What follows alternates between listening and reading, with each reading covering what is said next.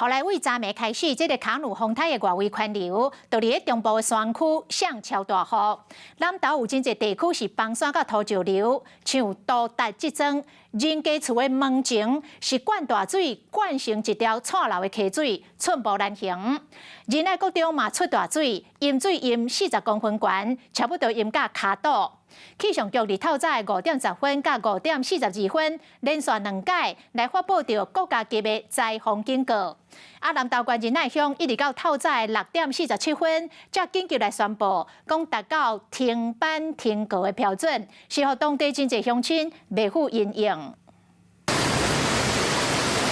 川流的水淋参着大量的沙土，直接伫民众的门卡口形成一条河，水是真川流。河南岛多搭川的居民是真歹行，敢若当提扫帚将6公米仔水甲扫出去，较袂淹入厝内。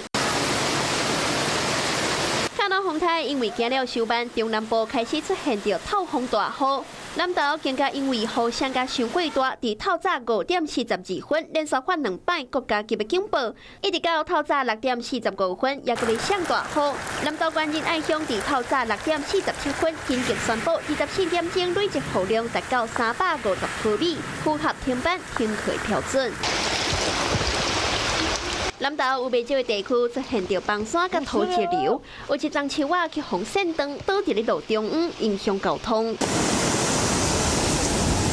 车辆经过积水就喷真悬，仁爱国中的外口水淹到40公分，好佳在去互洪水的壁堵挡掉咧，无淹入去运动场甲教室。昨天下午开始下大雨之后，到晚上就有积水的情况出现。那今天早上是淹的最高，大概有40公分。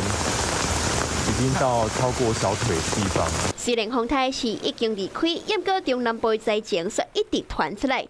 若是学生啊，这个时阵来上课，效果恐惊到真歹设想。